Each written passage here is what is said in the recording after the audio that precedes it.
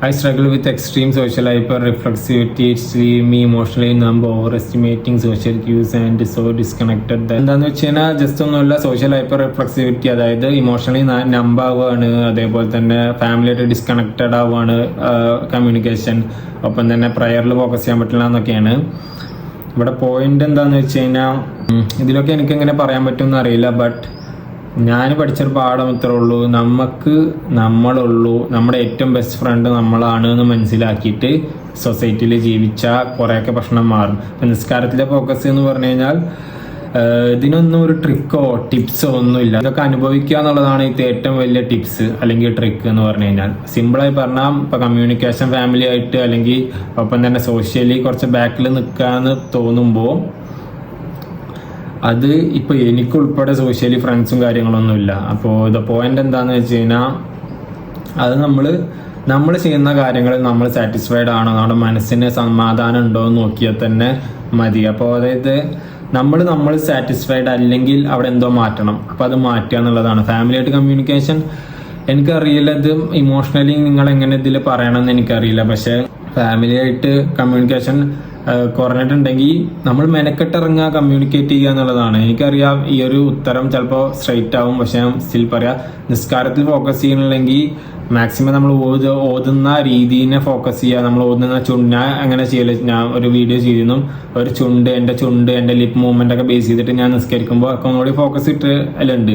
ഒപ്പം തന്നെ സോഷ്യലി ബാക്കിലോട്ട് നിൽക്കുന്നുണ്ടെങ്കിൽ മുമ്പിലോട്ട് നിൽക്കാൻ ശ്രമിക്കുക. ഇതിന്റെ ഉത്തരം സ്ട്രൈറ്റ് ആണ്. അതായത് കമ്മ്യൂണിക്കേഷൻ കുറവാണെങ്കിൽ കമ്മ്യൂണിക്കേറ്റ് ചെയ്യുക, അത് പാടാണെങ്കിൽ അത് പാടാണ്, അതാണ് ചെയ്യേണ്ടത് എന്നുള്ളതാണ്. അപ്പോൾ ഇതിനൊന്നും ഒരു വളഞ്ഞ വഴിയോ ഒരു ടിപ്സ് ഒന്നും എൻ്റെ കയ്യിലില്ല.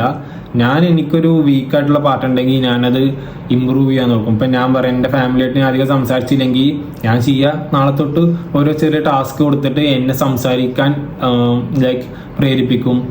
ഇപ്പം ഞാൻ പുറത്ത് പോണത് കുറവാണെങ്കിൽ എനിക്കിഷ്ടമല്ലെങ്കിൽ പോലും ഞാൻ പുറത്ത് പോവും. നമ്മൾ ഏതിലോട്ടൊക്കെ ബാക്കിൽ നിൽക്കണോ എന്ന് അറിഞ്ഞിട്ട് അത് മനസ്സിലാക്കിയിട്ട് മുമ്പിലോട്ട് നിൽക്കാൻ നോക്കുക. അത് എളുപ്പമൊന്നുമല്ല, അത് നല്ല പണിയാവും, നമുക്കൊരു താല്പര്യം ഉണ്ടാവില്ല, നല്ലത് ചെയ്യുക എന്നുള്ളതാണ്. അപ്പോൾ എന്ത് ചെയ്യുമെന്ന് എന്നോടൊക്കെ ചോദിക്കുമ്പോൾ ഒന്നും ചെയ്യാനൊന്നുമില്ല, നീ ഏതിലൊക്കെയാണോ ബാക്കിൽ നിൽക്കുന്നത് അതിൽ മുമ്പിലോട്ട് പോകാൻ നോക്കുക, അത്രേ ഉള്ളൂ. നമ്മുടെ മെയിൻ പ്രശ്നം എന്താണെന്ന് വെച്ച് കഴിഞ്ഞാൽ ആൾക്കാർ ഭയങ്കര ടിപ്സും ട്രിക്കൊക്കെ എക്സ്പെക്ട് ചെയ്യും, മോട്ടിവേഷനൊക്കെ. ഈ മോട്ടിവേഷൻ എന്ന് പറഞ്ഞാൽ ഉടായ്പാണ്. കാരണം മോട്ടിവേഷൻ എന്ന് പറഞ്ഞാൽ ഒരു 10-15 സെക്കൻഡ് നമുക്കൊരു അഡ്രിനാലിൻ റഷോ അല്ലെങ്കിൽ ഒരു എക്സൈറ്റ്മെന്റ് തരും. അത് കഴിഞ്ഞ് നമ്മൾ നമ്മുടെ കാര്യം നോക്കി പോകണം, ലൈഫ് സെയിം തന്നെ ആവും. അതേപോലെ തന്നെ ടിപ്സ്, ട്രിക്ക്, പ്രയർ ബോക്സ്, അങ്ങനെ ട്രിക്ക് ടിപ്സ് ഒന്നും ഈ ലൈഫിലില്ല. ഒരു കാര്യമാണെങ്കിൽ മെനക്കെട്ടിറങ്ങുക, ഒന്നല്ലെങ്കിൽ തോക്കുക അല്ലെങ്കിൽ ജയിക്കുക. അപ്പം മെനക്കെട്ട് ശ്രമിച്ചുകൊണ്ടേ ഇരിക്കുക. അപ്പം നിങ്ങൾ ലൈഫിൽ മനസ്സിലാക്കേണ്ട ഒരു കാര്യം എന്താണെന്ന് വെച്ച് കഴിഞ്ഞാൽ ഒരു ഷോർട്ട് കട്ടോ വളഞ്ഞ വഴിയോ ട്രിക്സോ ടിപ്സോ മോട്ടിവേഷനോ ഇതൊക്കെ വലിച്ചുവാരി കൊട്ടയിലിട്ടോ ഇതൊന്നും ലൈഫിൽ ഉപകരിക്കില്ല. ഒരു ഷോർട്ട് ടേം എന്തെങ്കിലും ഉപകാരം തരുന്നുള്ളൂ, ലോങ് ടേം അത്രേ ഉള്ളൂ. ഇപ്പോൾ സോഷ്യലി ഞാൻ ബാക്ക്വേർഡാണ്, അത് എൻ്റെ തെറ്റാണ്, അത് ഞാൻ തോറ്റു, അത് ഞാൻ മനസ്സിലാക്കുക, എന്നിട്ട് മുമ്പോട്ട് പോകാൻ ശ്രമിക്കുക, അതൊന്നുകൂടി മുമ്പോട്ടാക്കാൻ ശ്രമിക്കുക. ശ്രമമാണ് നമുക്ക് ചെയ്യാൻ പറ്റുള്ളൂ. ഇപ്പോൾ പ്രയറിൽ ഫോക്കസ് ചെയ്യാനുള്ള അതെൻ്റെ തെറ്റാണ്, അതിനുള്ള ശിക്ഷ ഞാൻ അനുഭവിക്കണം. അപ്പോൾ അതിന് ടിപ്സ് ട്രിക്കൊന്നുമില്ല. ഞാൻ എന്ത് ചെയ്യാം, മെനക്കെട്ടിട്ട് പ്രയറിൽ ഫോക്കസ് ചെയ്യാൻ ശ്രമിക്കുക, ഞാൻ എൻ്റെ ഓത്തിൽ ശ്രമിക്കുക, ഒക്കെ ചെയ്യുക. ദ പോയിന്റ് എന്താണെന്ന് വെച്ച് കഴിഞ്ഞാൽ ആൾക്കാർക്ക് പെട്ടെന്ന് ഒരു ഗുളിക കുടിച്ച പോലെ കാര്യങ്ങൾ മാറണം, ഒരിക്കലും നടക്കില്ല. നമ്മൾ മെനക്കെട്ട് ഇറങ്ങിയാൽ തന്നെ കാര്യങ്ങൾ മാറുള്ളൂ. ജീവിതത്തിൽ മാറ്റാൻ ആഗ്രഹിക്കുന്ന ഒരു കാര്യം എന്താണ്? ജീവിതത്തിൽ ഞാൻ മാറ്റാൻ ആഗ്രഹിക്കുന്ന ഒരു കാര്യം എന്താണ്? മേ ബി ഫ്രണ്ട്സിന്റെ കാര്യവും. അതായത് ഞാൻ ഈ ഒറ്റക്ക് ഇപ്പോൾ കൊച്ചിയിലൊക്കെ ഞാൻ 1.5 വർഷമായിട്ട് ഫുള്ളി ഒറ്റക്കാണ് എൻ്റെ ലൈഫ് മൊത്തം. അപ്പോൾ ഈ ഒറ്റക്ക് ഇരുന്ന് അവസാനം ഞാൻ ഭയങ്കര കംഫർട്ടബിൾ ആയി ഈ ഒറ്റക്കുള്ള ലൈഫിൽ. അപ്പോൾ ഞാൻ ഫ്രണ്ട്സുമായിട്ട് അങ്ങനെ കറങ്ങാൻ പോവുക, പരിപാടികൾക്ക് പോവുക, അങ്ങനത്തെ പരിപാടികൾ എനിക്ക് അപൂർവമാണ് ലൈഫിലുണ്ടാവല്. അപ്പോൾ എനിക്ക് തോന്നുന്നു, ഇപ്പോൾ ഉദാഹരണം ലിറ്ററലി പറയാം, അപ്പോൾ ഞാൻ ഒന്ന് മരിച്ചു വിചാരിച്ചോ, അപ്പോൾ അതിലൊരു ഉള്ളിലൊരു സങ്കടം അധിക പേർക്ക് ഉണ്ടാവില്ല. മീൻസ് എൻ്റെ ഫാമിലി അല്ലാത്ത വേറെ ആൾക്കാർക്ക് ഉണ്ടാകാൻ ചാൻസ് കുറവാണ്. കാരണം വേറെ ഒന്നുമില്ല, അതിന് മാത്രം ഒരു ബന്ധം ഞാൻ ഉണ്ടാക്കിയിട്ടില്ല ലൈഫിൽ. അതായത് ആൾക്കാർ ഫോൺ വിളിക്കുമ്പോഴൊക്കെ പറയും എൻ്റെ അടുത്ത് ഫോൺ വിളിച്ച ഒരു സമാധാനം എന്നൊക്കെ പറയലുണ്ട്. സ്റ്റിൽ ഒരു ഹേർട്ട് കണക്ഷൻ അല്ലേ, നീ ഇല്ലാതെ പറ്റില്ല എന്നുള്ളൊരു ഭയങ്കരമായിട്ടുള്ള ബന്ധം ഞാനൊരു സ്ട്രേഞ്ചറുമായിട്ട് ഇതുവരെ ഉണ്ടാക്കിയിട്ടില്ല. അപ്പോൾ നിൽക്കുന്ന ആളെന്തെങ്കിലും പറ്റിയാലും അവനത് പറ്റിയോ പോയി എന്നുള്ളൊരു മൈൻഡ് സെറ്റ് ആവും. കാരണം ഓരോ കുറ്റം പറയാൻ പറ്റില്ല, ഞാൻ അങ്ങനെ ഒരു ബന്ധമൊന്നും ഒരാളുമായിട്ട് ഉണ്ടാക്കിയിട്ടില്ല. അപ്പോൾ എൻ്റെ ഫാമിലി അല്ലാത്ത വേറൊരാളായിട്ടൊരു ബന്ധം ഇവൻ അൽത്താഫിൻ്റെ ബെസ്റ്റാണ് എന്നൊന്നും പറയുന്നൊരു ബന്ധം ഇതുവരെ ഉണ്ടാക്കാത്തതിൻ്റെ ഒരു ഫെയിലിയർ ആവും.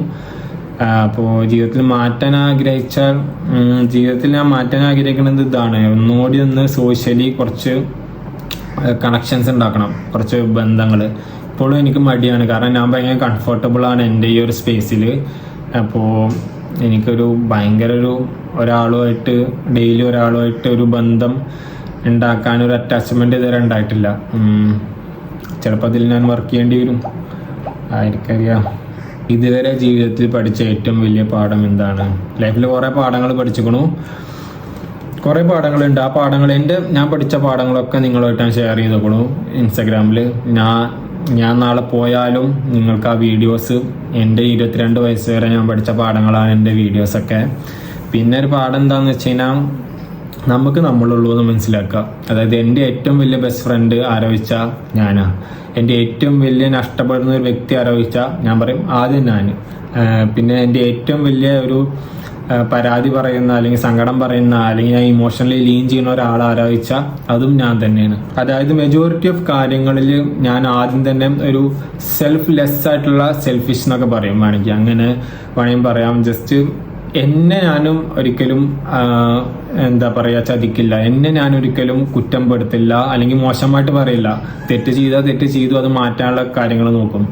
ഞാൻ പല ആൾക്കാരും ചെയ്യുന്ന ഒരു പരിപാടി എന്താണെന്ന് വെച്ച് കഴിഞ്ഞാൽ അവരെ തന്നെ കൊല്ലും, അവരെ തന്നെ ചതിക്കും, അവരെ തന്നെ പിന്നിന്ന് കുത്തും. അതായത് ഞാനത് ചെയ്തു ഇത് ചെയ്തു എന്നൊക്കെ പറഞ്ഞിട്ട് എനിക്കെന്നെ ഭയങ്കര ഇഷ്ടമാണ്.